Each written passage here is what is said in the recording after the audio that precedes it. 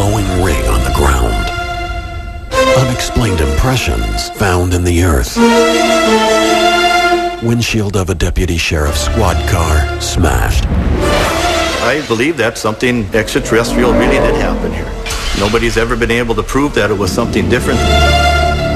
Is the evidence of UFO landings, flyovers, and collisions out there?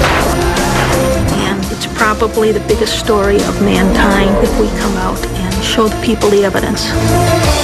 And in a History Channel exclusive, new evidence to a major UFO encounter forces one investigator to reopen a case. It's damage that was caused by a force pushing that windshield in and then back out again. Really? From photographs to soil samples and lab results, UFO files, alien encounters.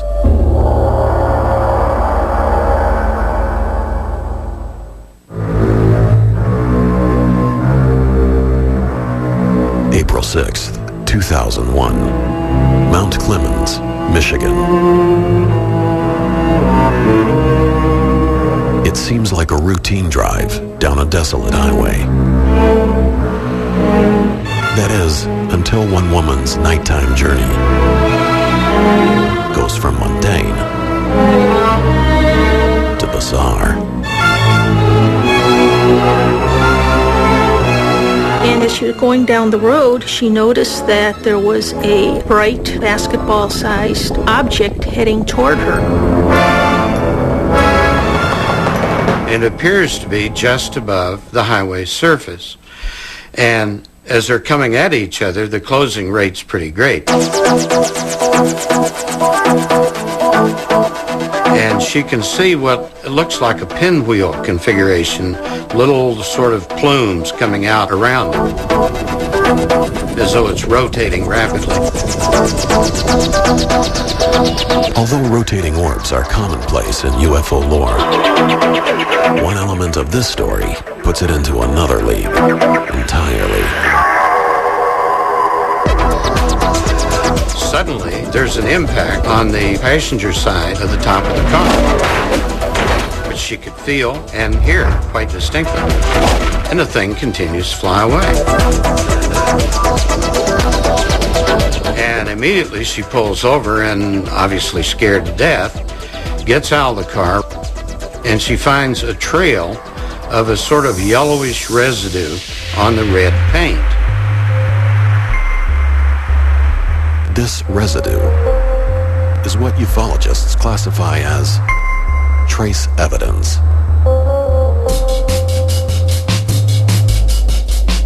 Actually, what we're looking at are the fingerprints of UFOs.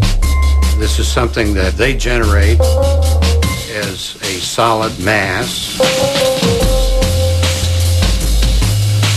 Whether it's a burn circle, burn ring, vegetation that doesn't grow anymore, whatever.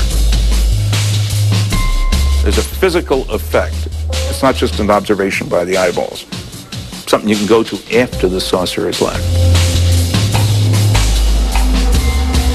In the Michigan case, the trace evidence, the tan residue located on the car, is subjected to a thorough forensic analysis by an analytical chemist who specializes in identifying materials. I found that the tan material is composed of a metal oxide, and I couldn't really specifically identify it. Then there was also a celluloidal material. That's a material related to plants, probably natural origin. This natural material that Phyllis Buninger discovers may be a clue to the object's origin. It was almost plant-like in nature, and yet it had other indications that it was mechanical. And the most interesting thing to me was that she determined, because of residue on this material, that this thing probably, very probably, had been submerged in a farm pond or something like that a short time before it impacted the automobile.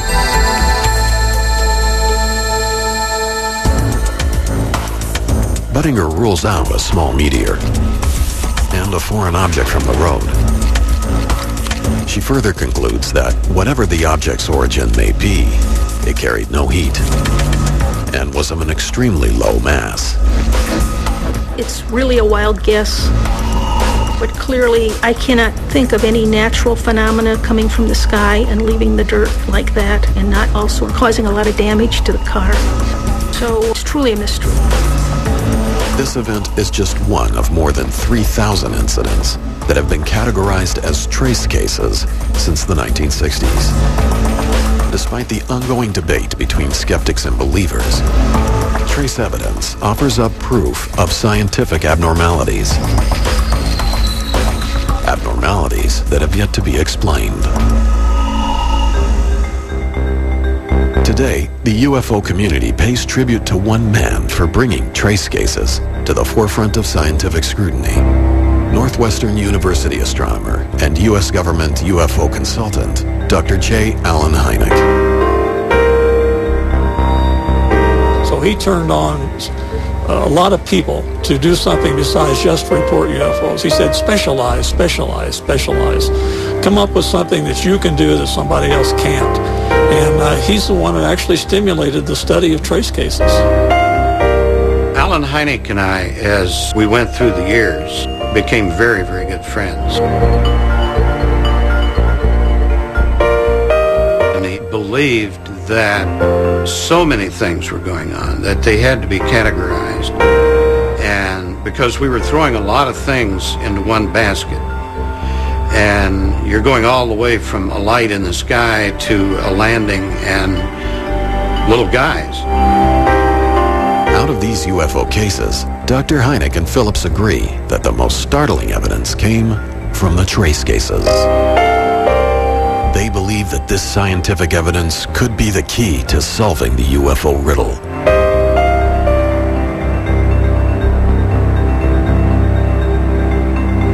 When we could get to a site early on enough to be able to do compression tests on those indentations and determine a fairly accurate weight distribution. And the weights that you would come up with on the egg-shaped objects would be on the order of 14, 15 tons, and the classic disc about 8 to 10 tons. These early observations led Dr. Hynek and Phillips to the belief that they were onto something big. Then, in 1964, an event in Socorro, New Mexico, changed their entire approach to the UFO topic. There was a police officer, Lonnie Zamora. He was driving his police car. He heard a noise and he thought somebody had blown up a dynamite shack or something. Being a cop, he has that curiosity factor. Something happened out of the ordinary. What was that flash? Comes up over a little rise. There, about 75 yards from him, is an object sitting on the ground. He sees this sort of egg-shaped craft sitting on the ground with what seemed to be two child-sized beings next to it in one-piece outfits. And it took off with a roar, which scared the bejeebers out of him, as you can imagine.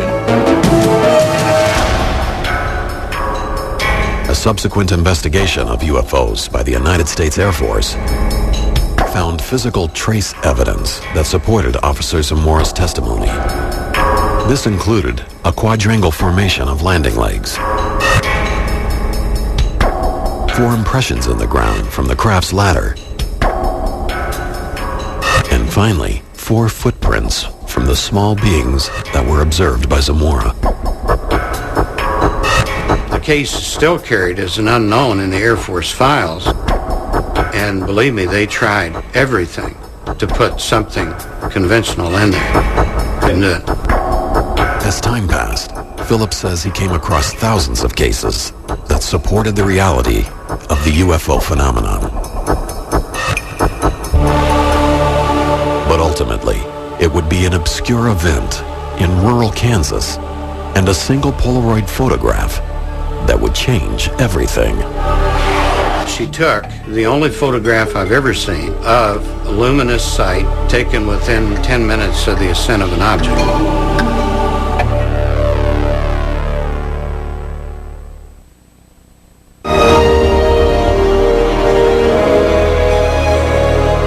November 2nd, 1971, Delphos, Kansas. 16-year-old Ronnie Johnson begins his chores on a small farm at approximately 6:30 in the evening. What occurs next not only changes Ronnie's life forever, but also influences the researchers of UFO trace cases for more than 3 decades.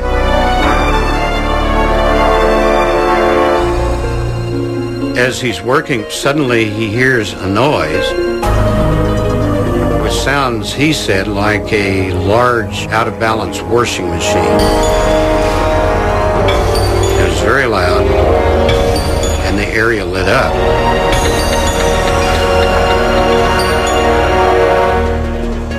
And there, hovering about 5 feet above the ground, was an object some 8 feet in diameter, the top of which was about 10 feet above the ground.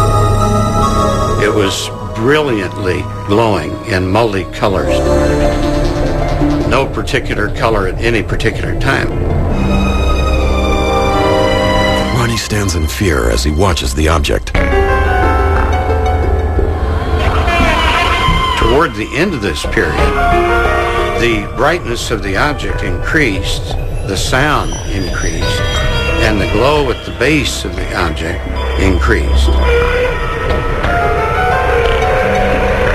And the glow at the base of this thing appeared to be like a shimmering steam that was falling from the base toward the ground. And as he watched, it flared up in brightness and it blinded him as it took on. He could hear the sound receding to the south slowly. Finally started regaining his vision, ran to the house, told his parents. They ran outside, also saw the object.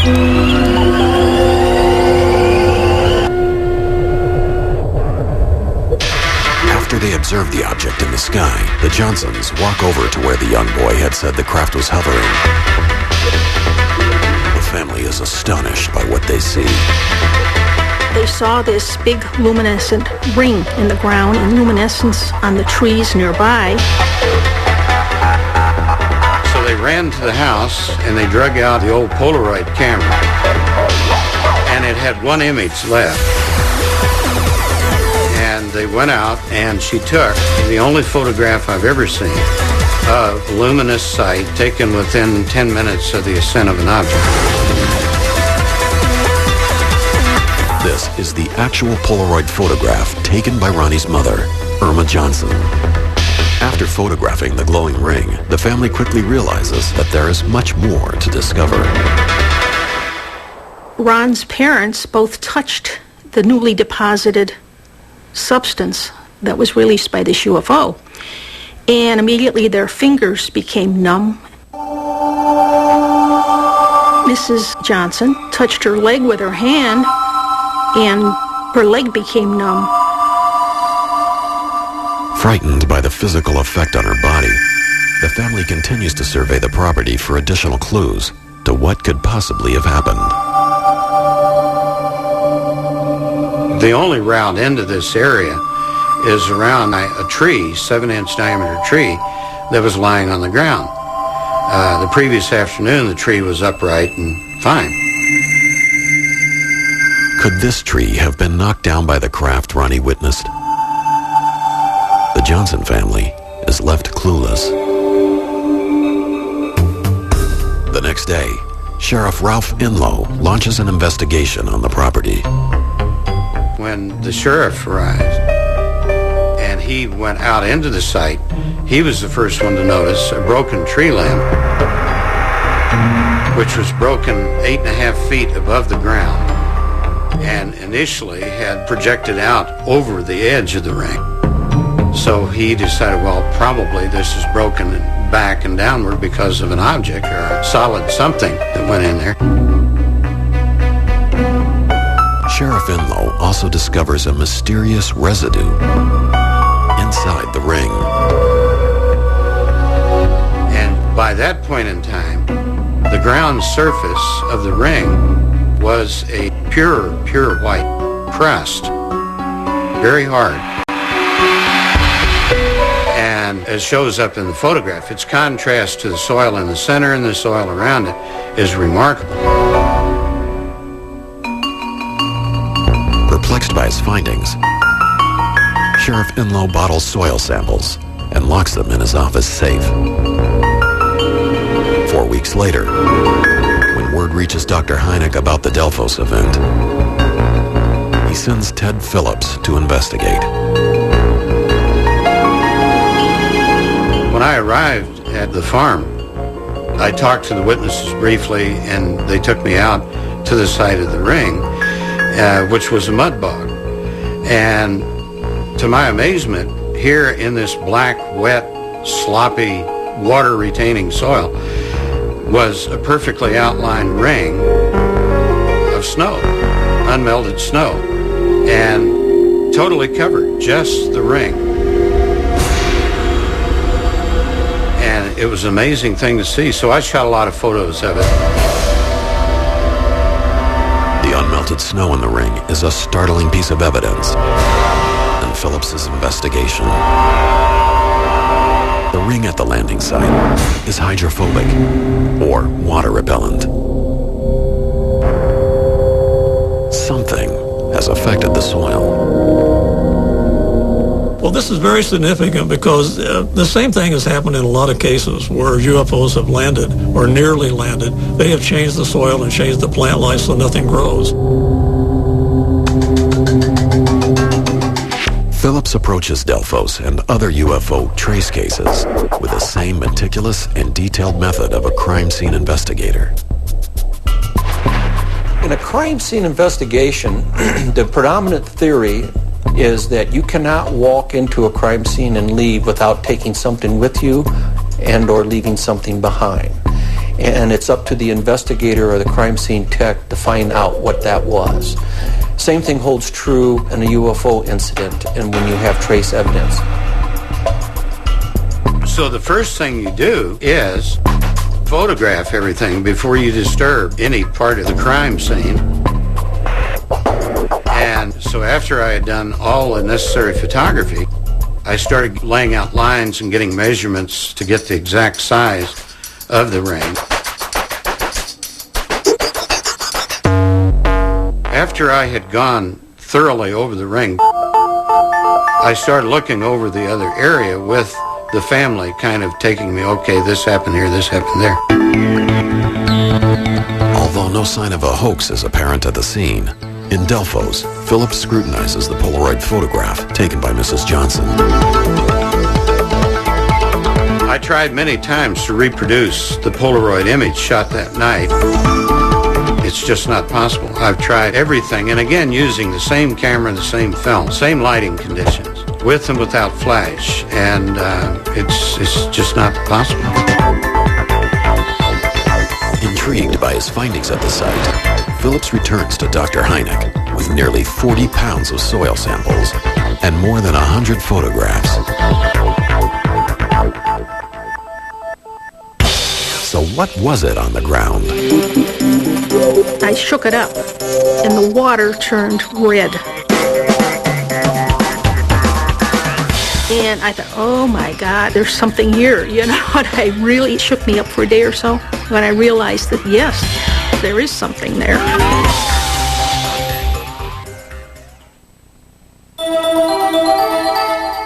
Beginning in the 1960s, Dr. J. Allen Hynek believed that trace cases might be the key to solving the UFO enigma.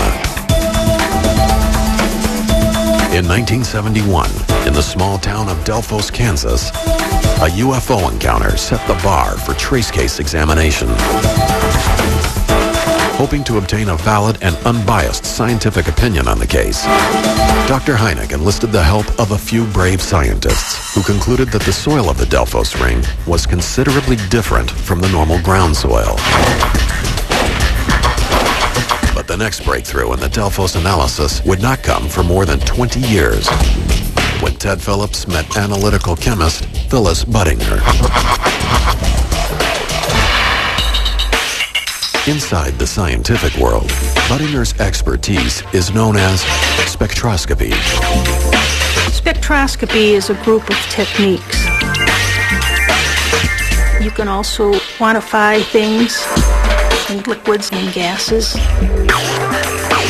And each molecule will react differently with the light and giving absorption bands, and the result is a unique spectrum. Much as DNA is unique to each human. To investigators outside the scientific world, simply put, you give Budinger dirt from Delphos, and she will tell you what's in it.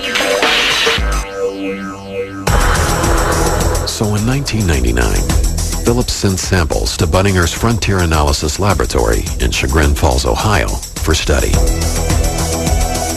I really didn't know what to expect. I knew there was some organic substance there. I didn't know what I was going to find. I'll never forget when I first got them. I put some in a test tube, put water on top of it, and I shook it up, and the water turned red. And I thought, oh my God, there's something here, you know. And I really, that shook me up for a day or so. When I realized that, yes, there is something there. Astonished by her first observation, Budinger is also surprised that the soil is still hydrophobic or water repellent, even 30 years after the event. In 2006, she recreates the experiment in her laboratory, and her results are exactly the same. Okay, I'm going to show you that the Delphos ring soil is still hydrophobic after all these years. I'm going to add approximately the same amount of water.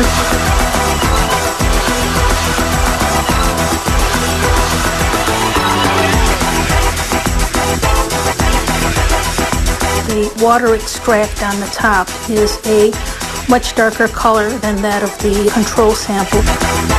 So clearly something has been extracted.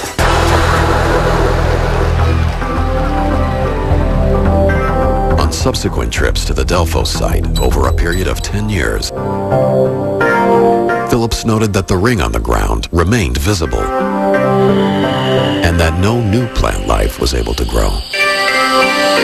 Although researchers cannot explain why they believe the craft made the soil hydrophobic, Budinger offers a scientific reason for how.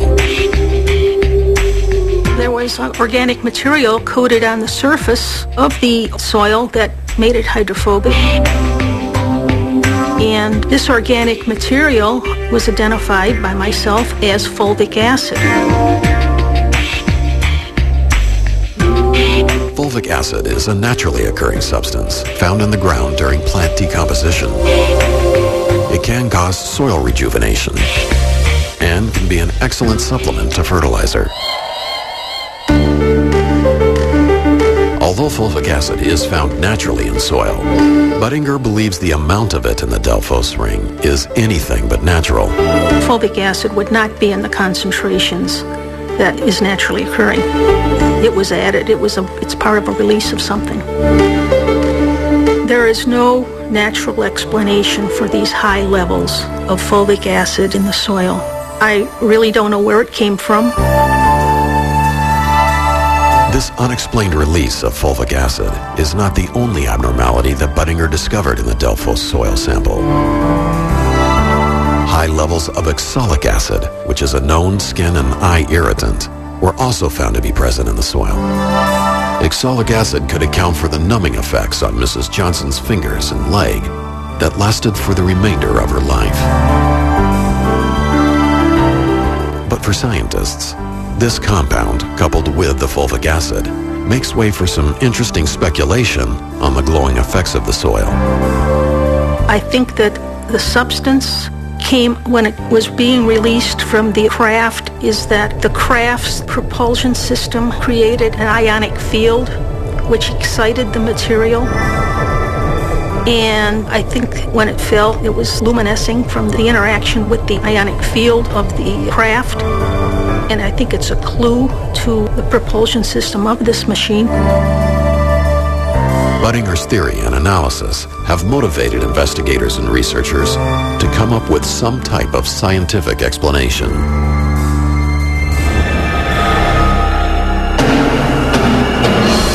Years after the Delphos incident, another trace evidence case causes widespread panic in Missouri. All the people are screaming, and it's hovering there 10 feet above the ground.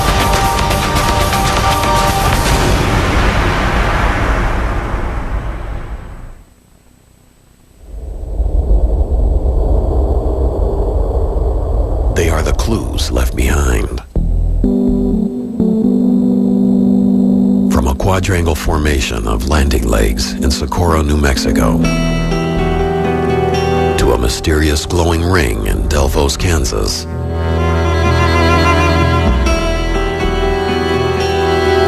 since 1964, there have been thousands of cases of UFO trace evidence. To field investigator Ted Phillips, these common trace characteristics he has discovered support the reality of UFOs. And in the hundreds of cases I've personally investigated, my conclusion is that we're dealing with a device, a machine of mass,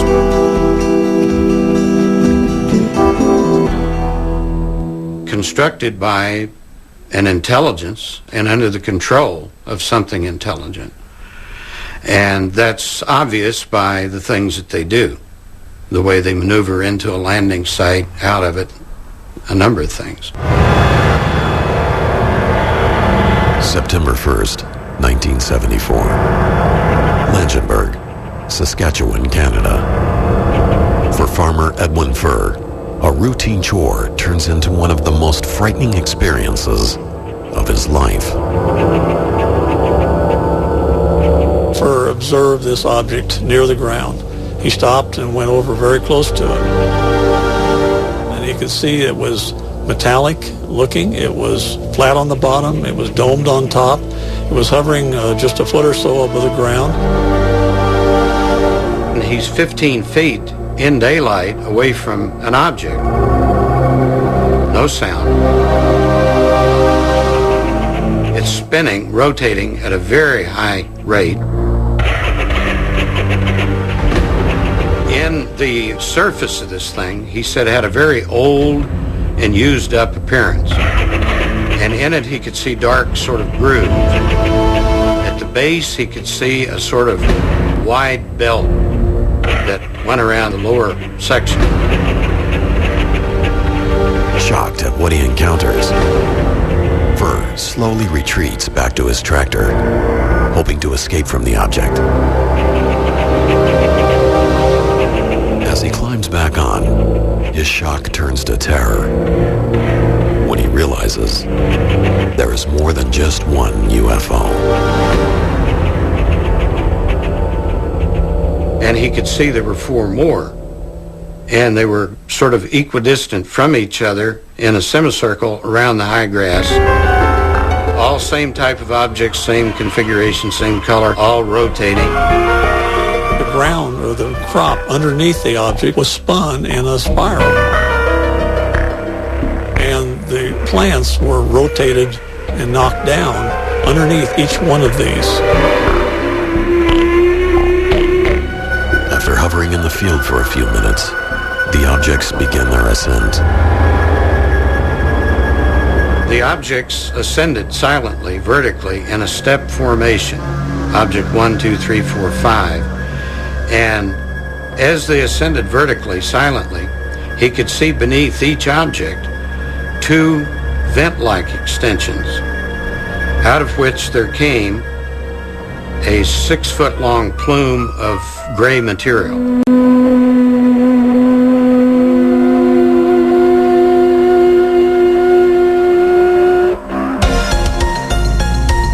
Shortly after, the objects disappeared.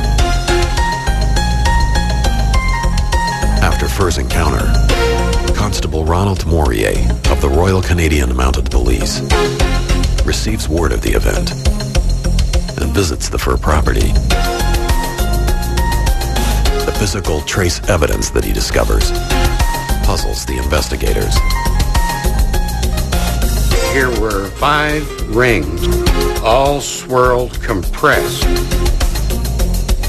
in the same direction, all counterclockwise. And the central area in each of the rings was unaffected. The grass was standing up normally. And their sizes ranged from 8 foot in diameter to 11 feet in diameter. And Morier's conclusion, after a full and extensive investigation, impressed me considerably. He said, this really happened, and whatever made these rings came out of the air and left the same way. And that pretty well says it. More than 3 decades have passed since the event, and multiple field investigations have not produced a single logical explanation. Throughout the 1970s alone, Phillips catalogs more than 400 events similar to the Langenberg case.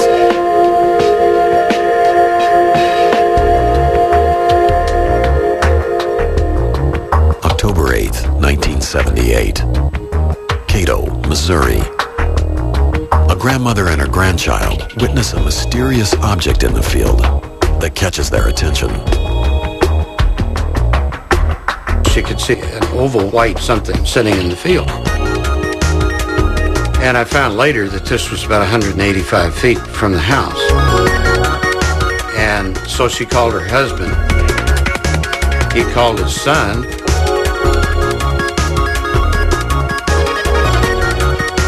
And it wasn't doing anything. It was just sitting there. The neat part is they came up with the explanation that it must be a piece of metal that blew in there in a storm. So they didn't say it's a UFO out there. They said, you know, something's in our field and it shouldn't be there. We got to get it out. When the father starts his tractor to move the object, something strange occurs. The object leaps about 10 feet straight up into the air. Reaction. Control. And this thing is only like 4 feet in diameter. And all the people are screaming. And it's hovering there 10 feet above the ground. The object then begins an ascent away from the property. Not fast, just kind of cruising. No sound at any time, and the object is rotating. No wings, no engine, no visible means of support.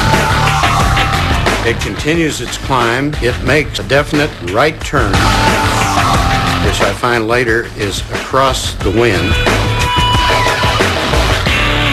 Flies to the right slightly for a few feet, makes a very strong left turn across the wind, another right turn, and continues to climb. As the object increases elevation, the witnesses report that it merges with a second, much larger cylindrical-shaped UFO in the sky. And the cylinder flies away at a pretty good rate of speed. And so the farmer and his son walked to the spot where the object had been, and they arrived there to find a 4-foot area of dehydrated plants. And the whole site already is turned a very dead, wilted brown.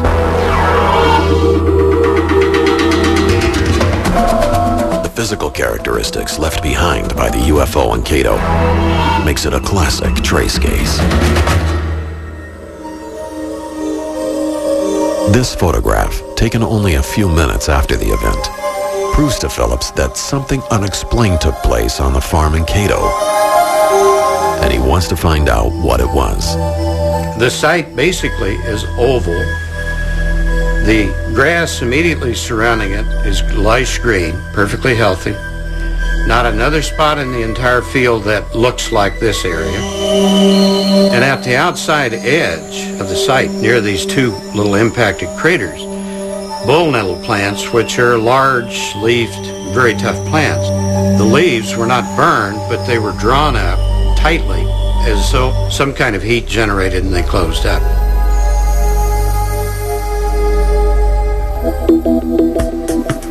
To Phillips, this discovery could be evidence of the craft's propulsion disturbing the Earth.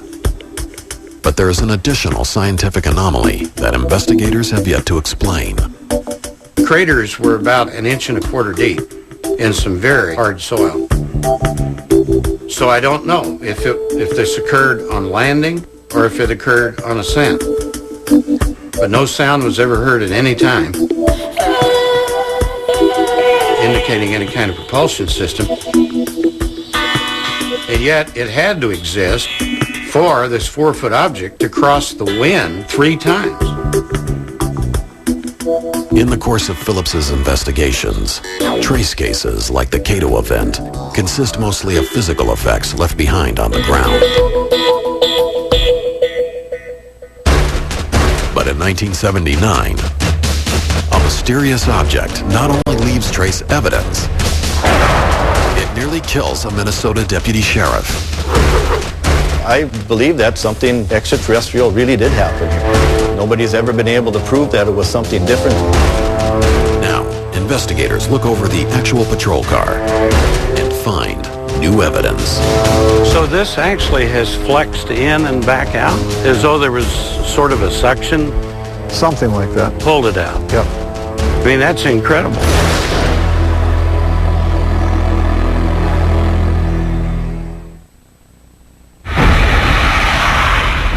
August 27th, 1979, Warren, Minnesota.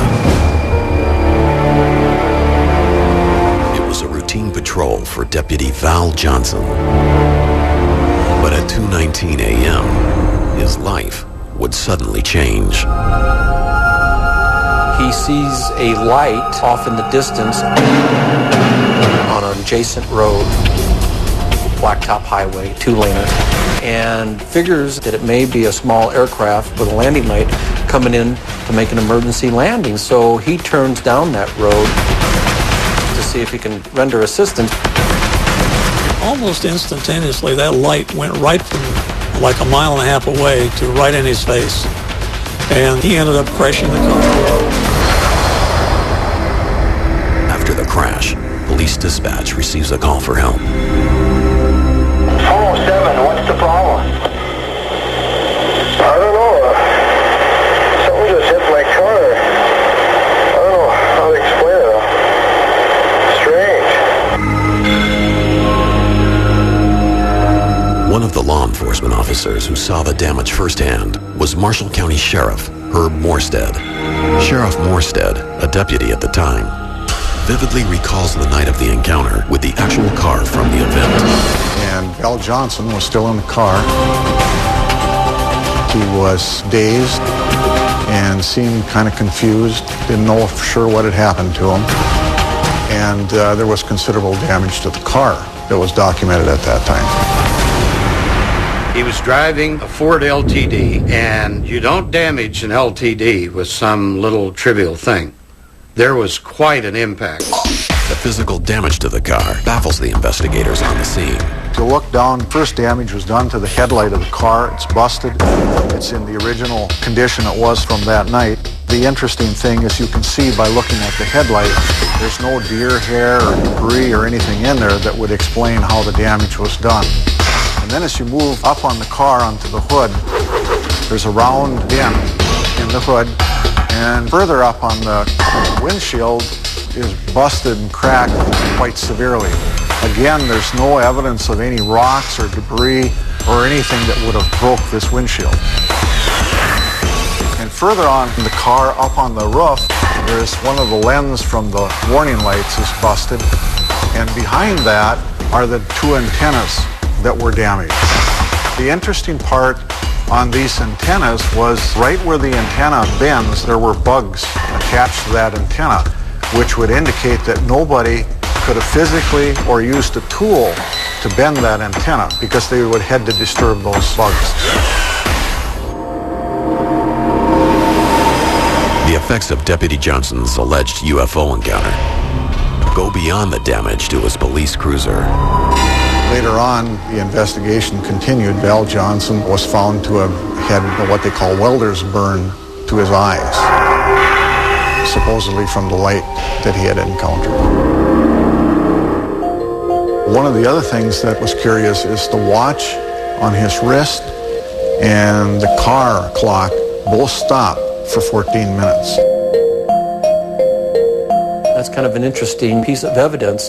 For what most people don't know, though, a lot of cops will synchronize their watches with dispatch, the car clock, and then their private timepiece, so that all three were operating at the same time, so that in the course of your night you made notations in reference to a case that it would be as accurate as possible. I wish I knew what happened during the 14 minutes that these two timepieces were affected. But there is, again, a lot of room for speculation, scientific speculation, of what happens when a person is involved in something like this. Deputy Johnson's squad car has been put on display at the Marshall County Historical Society Museum. Phillips has traveled more than 1,000 miles exclusively for this History Channel program in order to see the damage firsthand. Phillips arrives in Warren, Minnesota, and receives a personal guided tour of the squad car by Sheriff Morstead. I've looked at photos of this so many times, it's like I've actually seen it. And that's incredible. Phillips is then startled by a new piece of evidence given by the sheriff. The windshield has probably got the most damage. It's damage that was caused by a force pushing that windshield in and then back out again. Really? Yeah. So this actually has flexed in and back out, as though there was sort of a suction? Something like that. Pulled it out? Yep. I mean, that's incredible. For more than 3 hours, Phillips and Sheriff Morstead survey the car and discuss the case. Phillips also learns that current law enforcement officers have no doubt about Johnson's story. Well, I believe Officer Johnson, when he was working as a deputy, I believe he was honest that night. He told the facts. Val Johnson was a good, honest man, a good deputy sheriff, and I have no reason not to believe him. When an officer comes forward with a story of an encounter, he or she risks everything. Their career, their personal life, maybe their marriage, their family. They're putting it all on the line.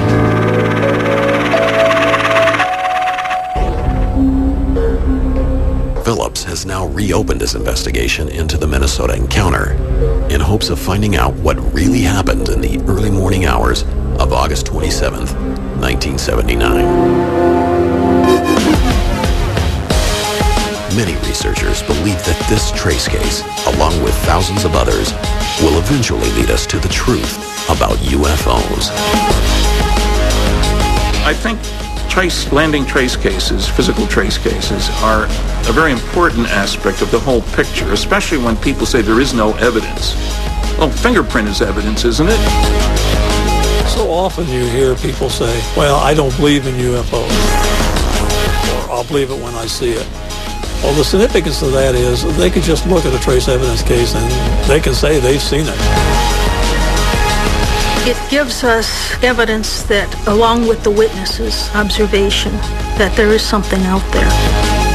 I think what we're finding at the landing sites certainly confirms the reality of what are called UFOs. And it confirms them because it is proof positive that something very unusual took place, and what remains there is inexplicable. And it's probably the biggest story of mankind if we come out and show people the evidence. Darings the First accomplished the impossible he invaded Greece by creating a bridge of hundreds of boats, becoming the first man to ever span the mighty Bosphorus. Witness one of the great engineering feats of the ancient world on Engineering an Empire, the Persians, next on the History Channel.